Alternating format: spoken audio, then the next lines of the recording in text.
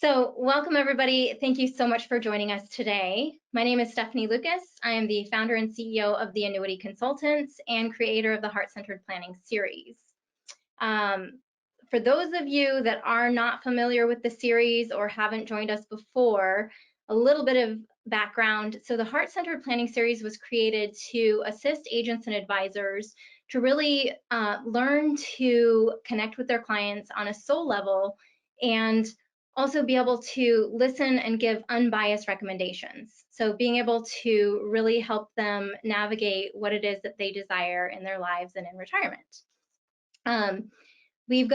This is the second season, and we've got a lineup of really great people. And today I'm very excited that we have Robin Hanover here with us. So I'll give a bit of background on her briefly, but a little bit of housekeeping.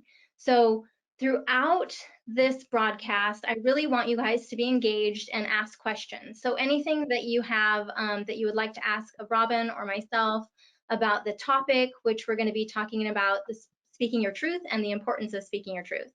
And pop it in the chat box. It'll probably be on the right of your screen, and you can make it either private or public. As we're going through, Allison will actually be reading those questions to us. So again, feel free to enter those questions at any time. And Allison is remote today because she's in San Diego. So she'll pop in and let us know what questions you all have. So without further ado, I will introduce our lovely speaker today. We've got Robin Hanover. She's been in the financial industry since 1985. And after the market crash in '87, she left both her hometown of Columbus, Ohio, and the financial industry. She went on to create a six-figure wellness coaching and training practice in Napa Valley, California. And then in 2011, her own personal financial advisor encouraged her to come back to the industry and bring her much needed intuitive coaching skills as a holistic financial planner. Combining both the analytical and spiritual sides, she provides step-by-step financial strategies that speak to the heart and soul of each client. She has her Series 766 Life, Health, and Annuity license. She also has her RICP, which is Retirement Income Certified Professional designation, and will be completing her CHFC designation in 2020. Well, thank you so much for joining us. Welcome, Robin. Thank you, Stephanie. So happy to be here. I'm so excited to share all of my past and present, and just hopefully the listeners can take away some things they can use in their own practices. So. Well, throughout, I've got some really great questions for you. So I'm sure that they'll be able to take some very good tidbits of information and apply to their practices. So I'm excited because you are actually my first advisor who's a practicing advisor on the show. Oh. So yeah, it's super fun. Okay. I've had quite a few people that have come on that were advisors, were very successful, and they've gone on to coaching, and and you yourself have done coaching, but then you came back. So who knows, maybe they'll come back. But yeah, it's really fun seeking out people that are being able to integrate their spirituality into their financial or insurance practice. And so that's a big part of what we're doing with the Heart-Centered Planning series. So yeah. I'm very excited. Yeah. So we'll get to the questions here. To start off, can you share a little about your background in the financial services industry, like what you love most about the field, and then what drew you to it initially? So I think I was going to college in 84, 85, and I was taught, being a Midwest girl, that I had to work through school. So I ended up working for a securities firm in Columbus, Ohio, and I needed to get licensed. And so I kind of jumped on that. I had my Series 63 to start, and I was studying for my Series 7. And lo and behold, the market crashed in 1987. And it was scary time. It was so different. It was, of course, I'm an 80s girl. I love the 80s, but it was definitely a different time. Our hair is definitely better now than it was in the 80s, but I agree. it's um, I think the industry in a lot of ways has ironically stayed the same. In a lot of ways, it's changed. Yeah. So I was the only female in my office, and believe it or not, I was actually asked to move to the back of the room Oh, because, and again, it's the 80s, they can ask things like that, or I should say, request or tell. yeah, But yeah, so I really kind of felt there was definitely a need for, female advisors in the industry and getting out and then coming back in. I mean, I had my own advisor. He was a male. I loved him. He was like a kind of a father figure to me, a great mentor. And he's like, if you want to, you've been so successful with your wellness coaching practice, and this was before coaching was even big back in the 90s. And he said, why don't you come back, because women are still needed in the industry. And yeah, honestly, I didn't want to come back because I just didn't want to take the test. You know what I mean? I have massive test anxiety. So taking the Series 7 and all the 66, all of that, I'm like, oh, I don't want to do that. But I did because I really thought that I could really help a lot of people, and especially women. yeah, So my dad passed away at 56, and he didn't have any life insurance. So I have seen and watched my mom struggle, who is now 84, and it really impacted me. And I think that was really my big aha moment about, if I can help people like my mom and make sure that they're set up and not having to struggle, that yeah. was really the turning point for me. And so I got over my fear of taking the test and got back in and really just focused on that holistic planning and asking the questions about, hey, do you have life insurance? Hey, do you have long-term care insurance? I mean, and going a little bit deeper, with the clients, and because no one was really asking deeper questions. And Or so, right. And so that's just how I roll, being a coach. And for those out there that are coaches, I think you're kind of born a coach. You really like to kind of get to the heart of the matter, and it's really important, especially when we're talking about financial matters. So what I do love about the industry is that it has shifted, and you know they're depending upon, and I've been with the broker dealer world and all of that stuff, but now being with a firm that kind of allows to integrate some of these deeper questions for clients, it's been such a blessing to be able to do that. So yeah. I love that. Well, we're all about elevating women in this industry. Like, women are so needed. The percentage of women, I don't know exactly what it is, but it's pretty low. I want to It say it's around is. 30, maybe Yep. 30% female in the industry. And it's interesting because 52% of the world's wealth is, you know, women own it, right? Right. Yet it's still a male dominated industry. And again, not to discount men, like, there are some incredible men in this industry. Some of the best teams that I've seen have been a male female team, Yep. because you get both perspectives, and when they do their planning together, it's incredible what they come up with and how they listen differently, you know Right. Right. so yeah. Wow. Well, it sounds like Yeah. you had quite a journey so far. And Yes. yeah. And I think too, with the coaching, like you said, you're able to ask those questions that are, maybe uncomfortable for other people, Mhm. right? Mhm. But you've Mhm. also experienced these things where it's been like, well, I have a story, and had we done proper planning, maybe my mom wouldn't be where she's at, right? Exactly. Exactly. And and again, for those of the advisors that do insurance, my dad had type 1 diabetes. So that was juvenile onset diabetes. So unfortunately, he was not able to get any life insurance whatsoever. And he was self employed, an entrepreneur. And, in my 20-year-old brain, when he died, I'm thinking, Dad, why weren't things planned a little bit better? Because my dad was so like type A, very business focused.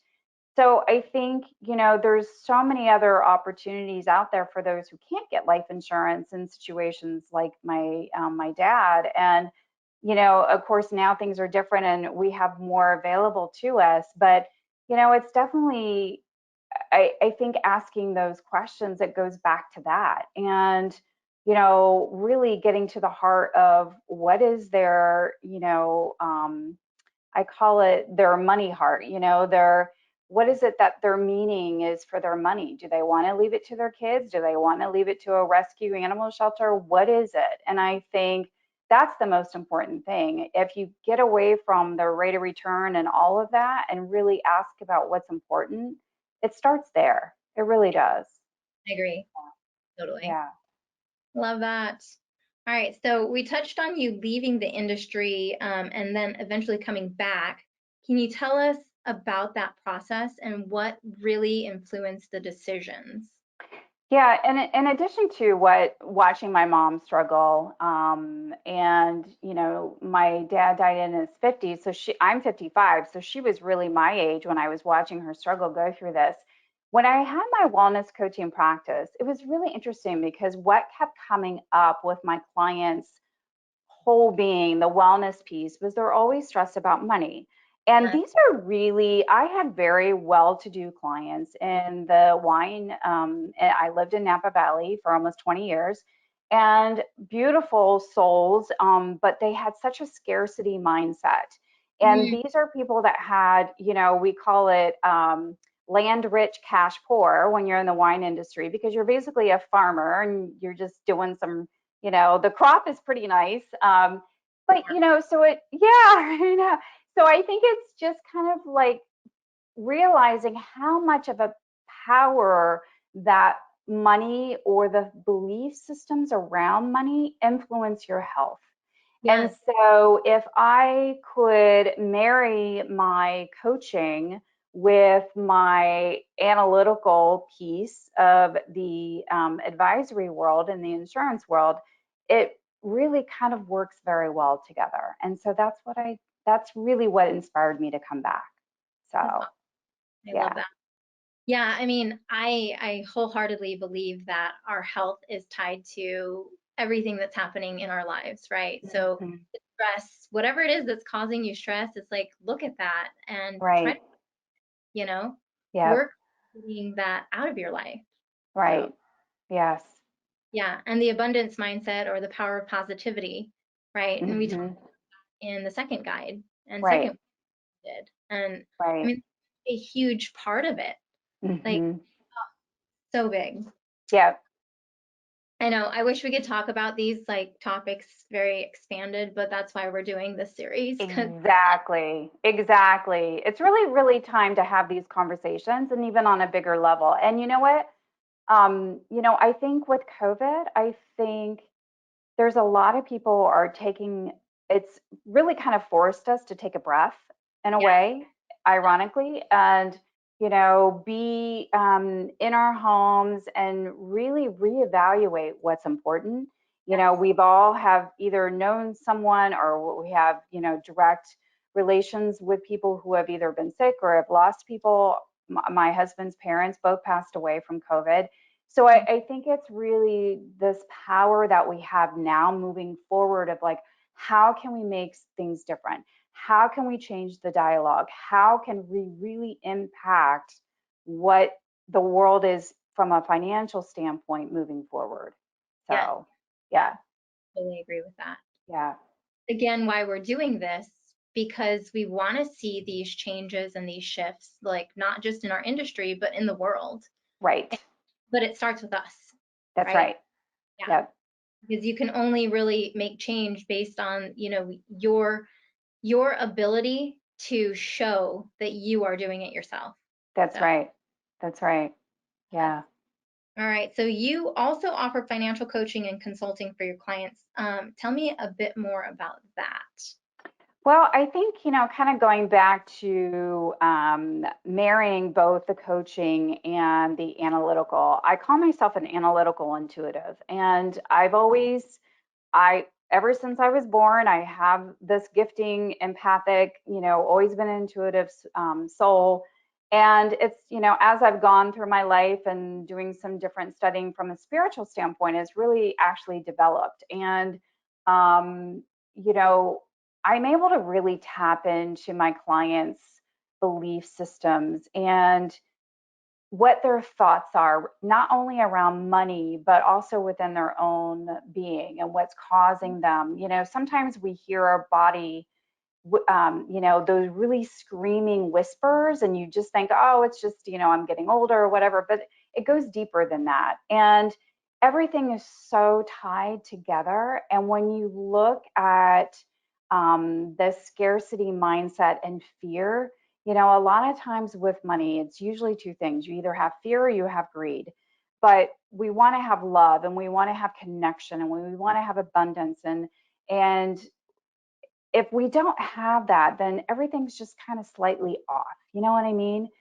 Definitely. So the first thing that I do with my clients, I don't care if they're advisory clients or not, but I go deep with them. And, I always have them fill out a money beliefs worksheet.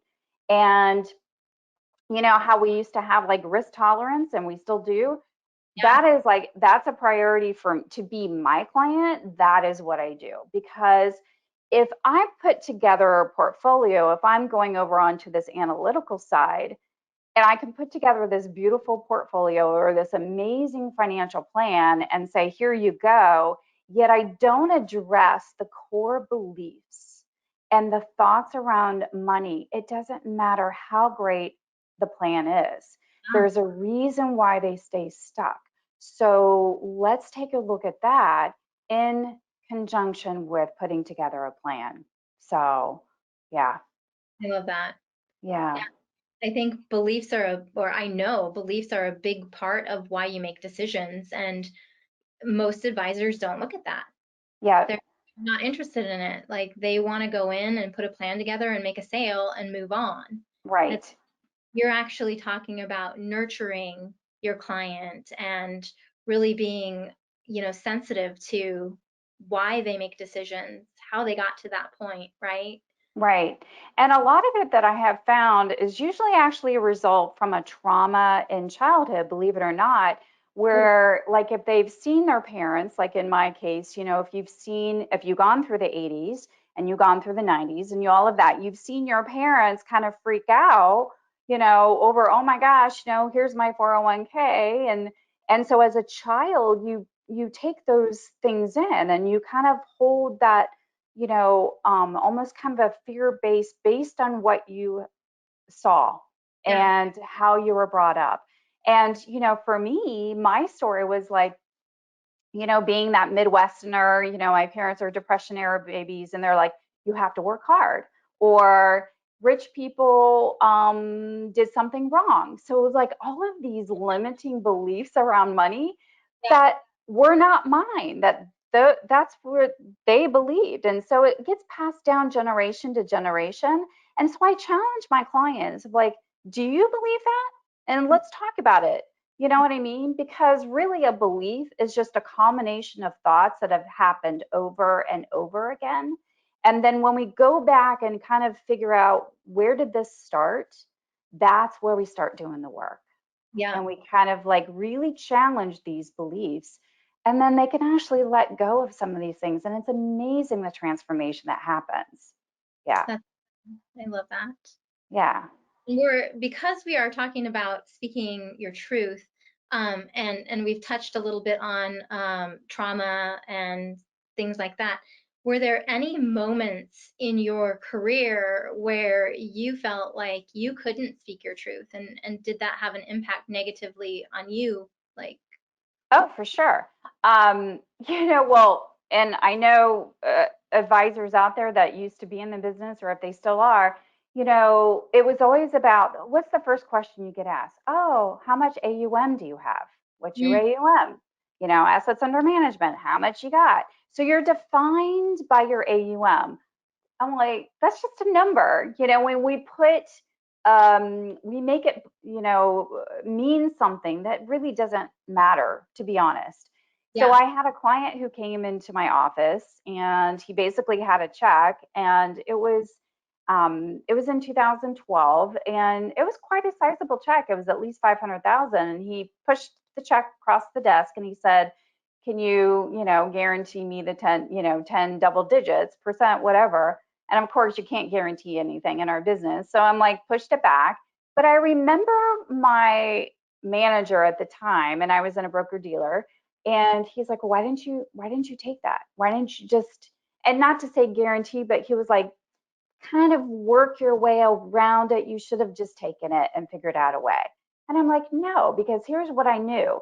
That client would have been, no offense, a pain in the butt client and been so, that high maintenance as far as, okay, where are we? What's going on? Where's the market? So I knew intuitively for me and my practice, that wasn't a right fit. So as you're building your business, and if you built your business, you probably had conflict of the type of clients that you wanted or thought you should be taking on, yet you were somewhat forced or put into a box of what you should be doing. That is when I spoke my first truth. And that, of course, doesn't go over well. And it was okay, but I stood my ground, and then the clients started coming in. They started coming in that really fit me. And it wasn't just about the AUM. It wasn't just about a product. It was about creating that relationship. And I know we've talked about that throughout our industry, but it really is about saying no to someone who is not in alignment. Yes. And yeah, and that was going against the norm big time.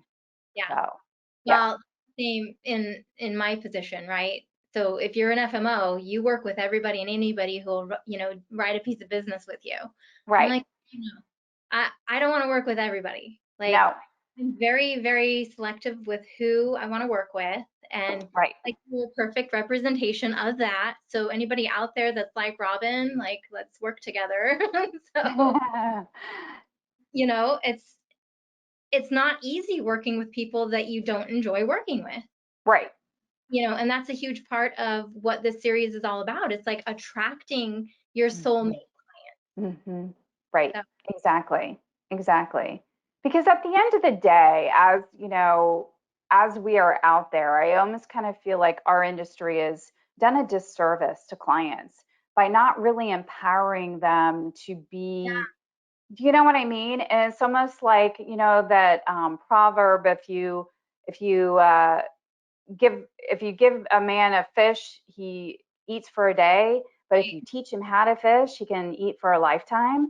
That totally. does not fly in our industry. And because you want to hang on to them, you want to make sure you kind of keep them just a little bit dependent upon you. It's not okay. Yeah, Yeah, yeah. So that's great. yeah. Since we touched on it, can you tell me a little, like, by your definition, what does speaking your truth really mean to you? Saying no to people that are not in alignment from a Yeah, client perspective, saying no to, at the time when I was a managing director, saying no to the norm and creating a different dialogue. And of course I got a lot of pushback for that, really encouraging my clients to be empowered with their own money. And, I'm there really just to kind of help them kind of work through some of the muddy waters. And of course, we have clients that just like, here, I don't want to look at it. I don't want to look at my statement. But right. my goal is not to have someone like my mom who was completely lost and in a fetal position because my dad did all the money, Yeah, and she didn't even know where the statements were. She didn't even know how to pay the bills, all of that. And I think, and not just women, because I think there are some men that their wives take care of it too. So it's on both sides. totally. So it's really about teaching. It's really about encouraging. It's really about giving them, the tools that they can actually take care of their own life. And then they can create the meaning for their money and where they want to put it, and we're just the facilitator. So we're not telling, we're co-creating their financial life with them. Yes, yeah. And I mean, education is so important. Huge. And there's so much out there too. Yeah. I, I Yeah. know I know for sure not everybody wants to know exactly how an indexed annuity works in and out. Right. At least, broad brushstrokes and at least Right. grasp of what you actually own. Yeah, Um, exactly. Pictures, do some buckets, do some pictures, do whatever. But I think, at least have that agreement, as that team approach with your clients and be like, okay, this feels really good. This doesn't feel so good. Give options, explain the best you can. Bring on someone like yourself that, that's what I always do. I'm like, what, if there's something that I don't know, bring on someone like yourself and have that meeting with the clients, make sure their questions are answered, and, have that kind of team approach from multiple directions. Absolutely. So, And yeah, that is something that I do that I know a lot of FMOs don't offer. They right. get on a call with a client. I'm licensed. I've done retail. I do Yeah, retail, and I have no problem doing that. So, yeah, because I want to make sure that anybody who's doing business through my company knows what they're doing. right, You know, if they get a complaint, that, doesn't look good for me. right, So right. I don't want that happening. Yeah. It's almost like, that's what I love about with working with you is like, you want to partner. You want to partner or part of, this, financial strategy. And you're just one piece of that. But it's so important. And it's really important for clients to understand because if they don't understand, then then that fear starts to come up. Do you know what I mean? Them, and then they don't make decisions, Right. So, Exactly. Yeah. uh, all right. So speaking your truth sounds a lot easier in theory than in real life. Can you share a time when you spoke your truth and it caused you to lose a potential client or it affected your current relationship? I know Oh, you yeah. with the guy with the check, Yep. but you know, um, in business or any other, yeah, Well, I think going back to the education and empowering clients, as a managing director, I kept my book of business, just really some key relationships, and then I went into management because I wanted to change. I wanted to really make a bigger impact than just being an advisor. And I was coming, and this is just recently, this was just last year, okay, and really trying to create an education for clients, kind of doing some seminars, some education seminars on, FIAs or even just some risk tolerance. What does risk tolerance really mean? And just some basic things, but I really got pushed back because the bottom line is they wanted the sale, they wanted the AUM, they wanted not to empower the clients. And I had to make the decision, this is not for me.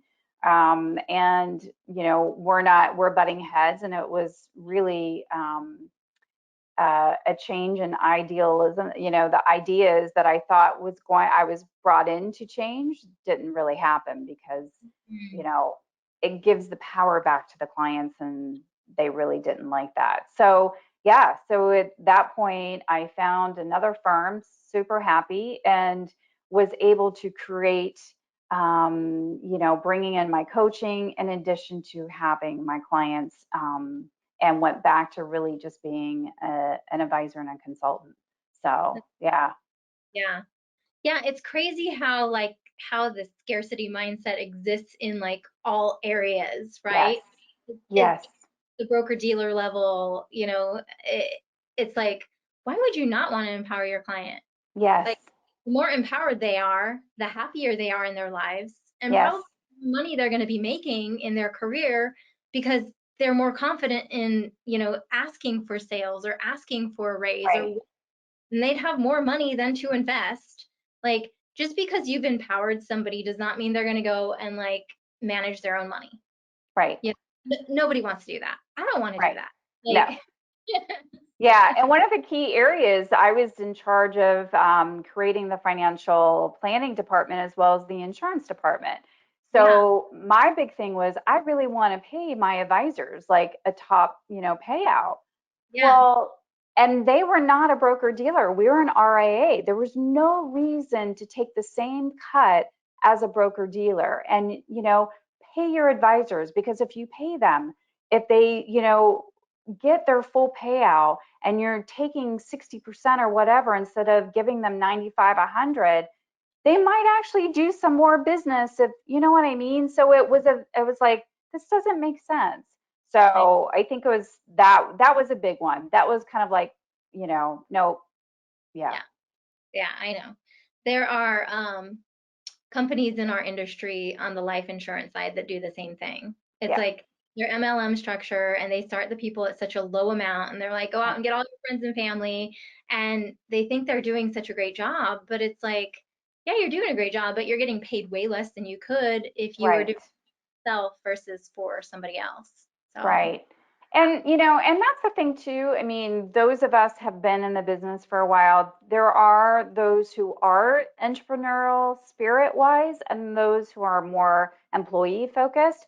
mhm, And I am not a good employee. I've always had my own business. So, yeah, I tried it. It didn't work. I went in to try and make some changes, and that's okay. But I think the sad part is that the industry has not really changed. And, I thought being on the RIA side instead of a broker dealer, it would be a little bit better, but it was still there, you yeah, know? Yeah. yeah. I know with your RIA specifically, you have a lot of freedom with Yes. things, and it Yes. is a lot that I've seen. So, Yes. yeah. Beautiful. Okay, so why should people speak their truth? And do you see any negative effects when people don't speak their truth?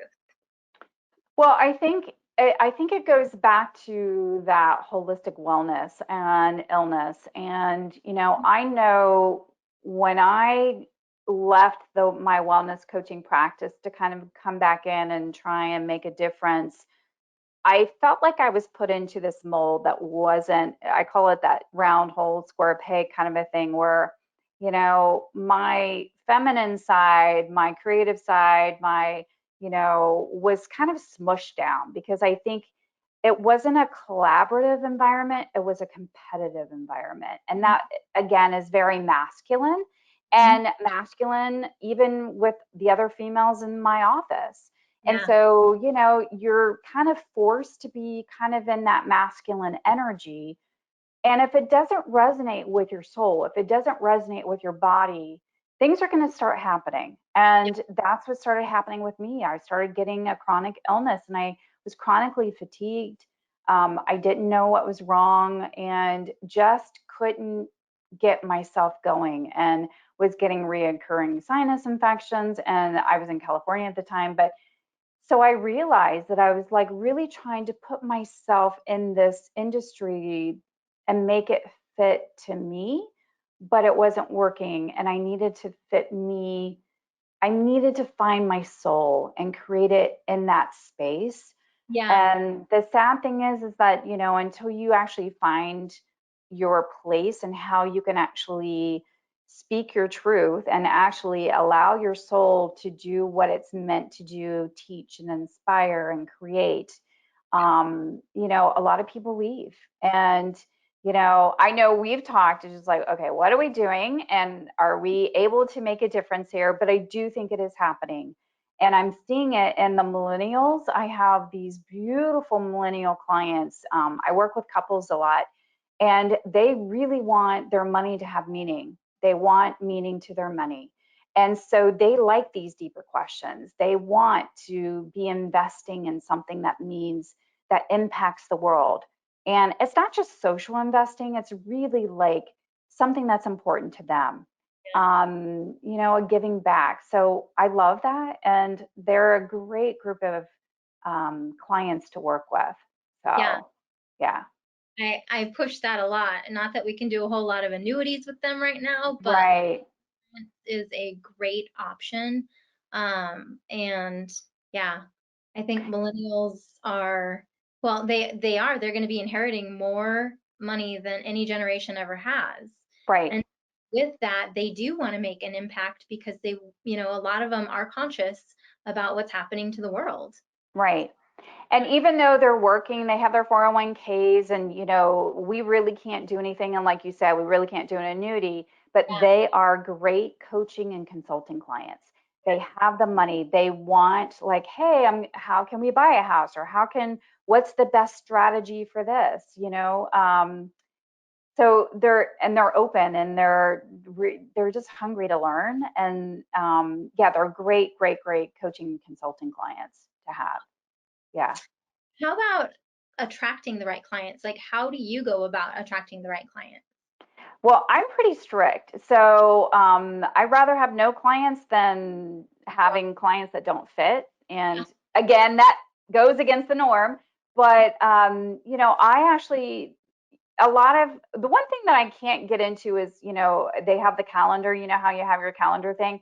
I yeah, actually like having that initial connection with my, prospects, and I do a quick phone call. So I start with a quick phone screening, just some kind of, I get that. And now I kind of do Zoom because I like to kind of see their body language. I can pick up on it. So I have some key questions that I ask. And kind of like see where they're at. I listen a lot and see where their responses are. I ask them about their money beliefs. So I don't go into too much of like, okay, how much do you have? All of that. It's really about who are you and what are you looking for, and what impact do you want to make? Those are my clients. Yeah, those are my clients. So, you know, um, it's not just of here, just manage my money, but right. it's more like, what can we do together, and how can we create something that's important to you? Yeah, So for me, it starts with a phone call and or Zoom. And, I'm like, look, I'm a coach. This is in me. We're going to go deep, and you may not like it, but if you don't, then you're not the right fit. I have yeah, no problem at all saying that. So, yeah, because otherwise we're kind of wasting both of our times. right. Yeah. Yeah. So are you usually getting these clients from referrals, or are they coming from social media? Like, what are you doing to actually get your message out there and get those Yeah. people? So right now, so I'm old school. I'm not, thank goodness I have my beautiful, co-creator Allie to help me, figure out the social media stuff. But I pick up the phone. I pick up the phone. I actually, most of the clients, or the coaching and consulting clients I have, are actually kids of my wealth management clients.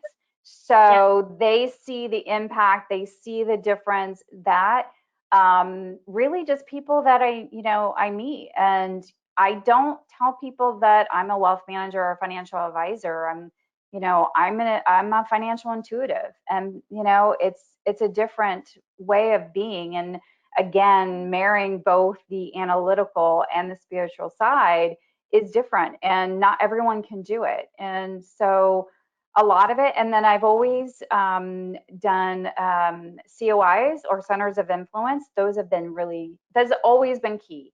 So I've always had a waiting list with my clients, and it's either been word of mouth from previous clients or centers of influence. I've that's never advertised, and I haven't used social media. Not yet. I guess being out there, you kind of jump on, but thank goodness for peeps like my co-creator Allie. So yeah. well, and what you touched on, talking to your clients' beneficiaries, these are the people that are going to be inheriting all of Yes. this, right? And I Yep. tell agents and advisors all the time, make it a point to have your client bring their beneficiary in so that you can make that connection with them and Right. start conversations, so that, when that time does come for that wealth to transfer, Right. they, Yep.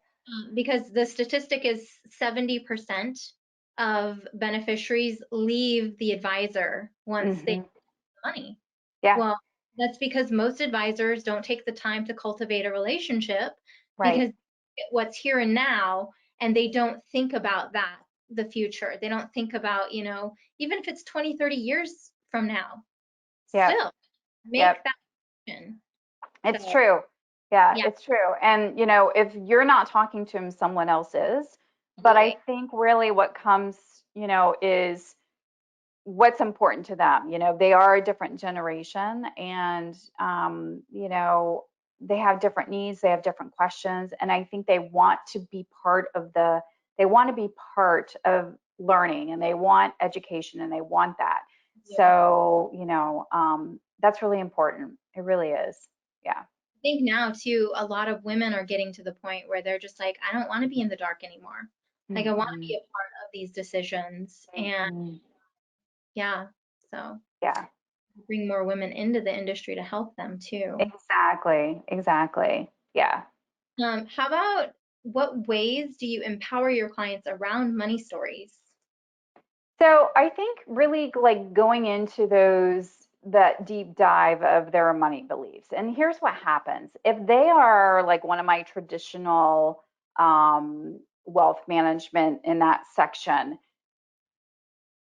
those of you know that, okay, so you have a market dive, you have your risk tolerance, you put them in the, portfolio that aligns with that. Yet when the market shifts, and you see the actual reaction that doesn't align with their risk tolerance, you have to have that dialogue.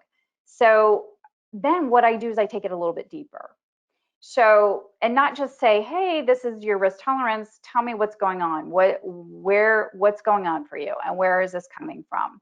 Yeah. And I think asking where is this coming from and actually going into some deeper questions of like, when you open up your statement and you're starting to have panic attacks, we need to have a conversation about this. What's causing this? What thought? What belief? So it's really about working through some of those things and really challenging those stories and asking, is that really true? And asking, what can we change? What thought can we replace? And what would make you feel better? And because my belief is different than your belief. And again, those beliefs, are they yours or were they passed down to you? So, Hmm. yeah, Yeah. Do you ever give them homework of any kind, like all the time. books that you would recommend or I anything? do books, I do journaling. And we'll talk a little bit about self care, but I mean, journaling, I'm a big homework person. Those who actually come aboard my coaching program, we do a deep dive for 90 days, a deep dive. And we look at everything. We look at the money beliefs. If there's debt, let's talk about the debt. Why is there debt? People think debt is bad. Debt is just a neutral thing, just like money is a neutral thing. It's really about flow and why are we not in the flow and what's preventing. And that's usually a thought that's turned into a belief. And once we dive deeper and take a look at that, it starts to kind of clean itself up. Yeah. So, yes, a Yeah. lot. So, the 90 days is almost like a very like, let's go back, let's take a look. Again, it's not those who are coaches, it's not therapy, but it's a very direct work of, okay, again, when you're doing a behavior, it's a result of a thought that you're having. Right. And positive or negative, let's look at that. And if it's a negative behavior, it again goes back to an initial thought and or a belief. So Yeah. we unravel, I should say, open, take those onion layers and, kind of get to that core piece. So, Hmm. Hmm. yeah. Yeah, we started talking about it being a rose instead of an onion since it smells. Yes. So, like, I like the rose analogy better nowadays. I like onions, but because sometimes really those beliefs are stinky. So that's why I'm like, let's get rid of it. But yeah, you're right. Some of that stuff is Right? like it is Yeah. gross. Get rid of it. Yeah. All right. Now you've touched on this word analytical intuitive multiple times. Yes. Now I know Yes. most people have not heard this before. Can you tell us exactly what that means to you? So basically, if you are a planner or if you're in the industry and you have that left brain, right brain, it's basically taking that ego mindset, that, analytical piece that I thrive on, and again, shout out to my co-creator, Allie, because she's so much like that. She's very detailed, very step by step, very methodical, Huh. yet infused with that intuitive, meaning I can pick up on someone's energy. And when we're going through the questions, I can see it, I can feel it. So that intuitiveness, um, everyone has the gift of being intuitive. They just have to take their brain and move it over to the side. So that analytical covers up the intuitive part, our soul, that is trying to connect with our clients, that's trying to connect with another human being. And Yeah, when we take that analytical out and just have that connection, then we can develop those intuitive skills. Yeah, in our industry, then let's bring it together and combine it. I like the word mush. It works for me, or marry, mush, money, whatever. And then it's very tactile for those who want tactile, yet it's intuitive and it's very heart centered, soul centered as a result. I Yeah, love it. Love it. yeah. Yeah, I think especially here in the US, we are in our heads so much. Oh, yeah. And so I from what I'm gathering here, and because I know you, I it's more to me that you're able to operate from both your mind and your heart. Hmm. Yeah, and it's taken, honestly, it's been a journey for me because I've always had this intuitive gift, but I've always covered it up with a very methodical, because it's always like money's black and white. 1 + 1 is 2, which I love about numbers. It's very clean, it's very safe in a way. But you also have to pay attention to, what are we making that number mean? I almost kind of give the example to my clients of like, hey, you're on a wellness, you're trying to lose weight, you step on the scale, you got a number pop up. It's just a number, but we make it mean something. Right. So I have to take, and I've worked a lot and really have developed my own space of taking out my analytical and really being in touch and in tune. And by doing so, it's becoming very conscious. And we've touched on that. And I have to get really quiet and shut out the noise and really listen to what my soul is trying to tell me. Yeah, That's yeah, great. yeah. Many people don't do that. Um, No. we need to bring that out more in not just our industry, but just in the world in general. Right, Stop pushing things down, right. like listen to what's happening within yourself. And Yeah. I think too, it was like, being sensitive or being an empath or being intuitive is not weakness. It's actually it's a superpower. Yeah. And it's like, we bowl through, like, that bull in a china shop, produce, Hmm. produce, produce, produce. But then yet, when I stopped working so hard, things just started to flow. Yes. Things just started to come and being attracted to me. Yes. Clients would just show up. And it was like, when I gave my notice last year from, the other firm, that next day, I actually had 2 calls from out of the blue wanting to work in my coaching program. I Amazing. don't know where it came from, but we're going to give that, kudos to the universe, because then I knew I was on the right path. Yep. And so I think it's really just coming to that quiet space and really listening to what your soul is screaming at you to do. Yeah, I agree. All right, so we're going to shift gears slightly. Um, we talked a little bit about masculine and feminine. Yes. So, what do you do to balance that out? Well, I think for me, kind of going back to what we were just talking about, first, foremost, I started a meditation practice. I started getting really conscious. I started getting really quiet and really paying attention. Little things that I do, I started wearing dresses instead of pants. I Huh, started wearing heels. I mean, silly things. I started wearing, I always had my hair pulled back and just not being in my feminine space. So I started dressing up and maybe a little girly and softer. Um, I started coloring. I color. I do that adult coloring book, while I'm listening to, a book on tape, usually about spirituality. So I yeah, color, I try and do something creative. Journaling has been huge. And just really taking a walk in nature. One of the key things that I've learned to do is grounding, a grounding exercise where I literally walk barefoot outside in the grass and just feel that connection. Yeah, it's huge, love because I that. think we can go so far out and we just need to be kind of hunkered down and centered, I started doing some Reiki treatments. And then as a result of having that energy work, I became a Reiki 2 practitioner and doing my own work and just getting really in tune and in touch with what my soul is longing to do and bring to the business and bring to my clients. Yeah. So the other key things, I take Epsom salt baths. So luckily living in Florida, I have a salt pool, thank goodness. But so I think just like chilling out and just being in that Epsom salt in itself is a cleansing thing. Yeah. Yeah. So A big part of it. And if the guys out there want to, put on heels and dresses, that's okay. yeah. If that's your thing. But there are so many things that you can be to really bring in that feminine, because we Yeah. have both masculine and feminine, whether we're male or female. And Right. the feminine is about being, it's not necessarily doing. Um, Right. but there are things that you can do to bring it in, the creative, Yeah. right?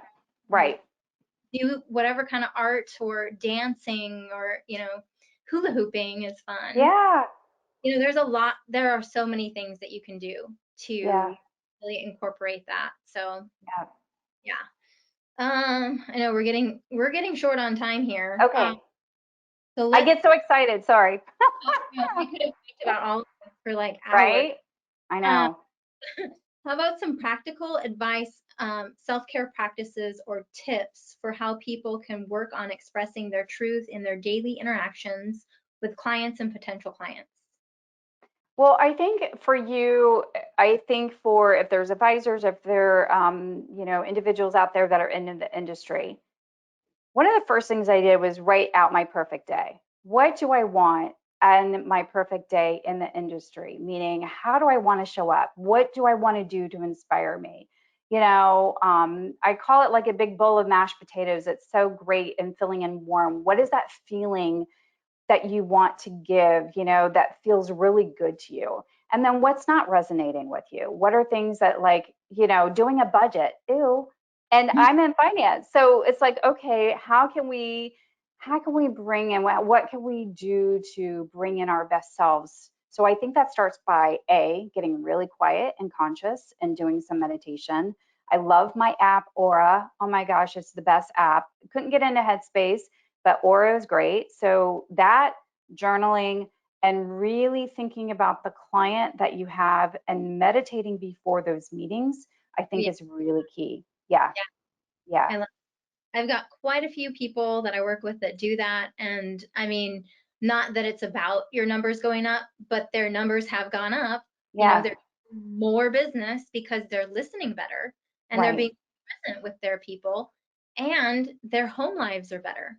right, So it's like everything has been impacted positively because of right, it. yeah. Love it. Okay, so everybody that comes on the show has a gift for the attendees. So what gift do you have for the attendees today? So I have two. So one is the money belief system that I use when I onboard my clients. There's some really great questions in there. So I have a PDF of that.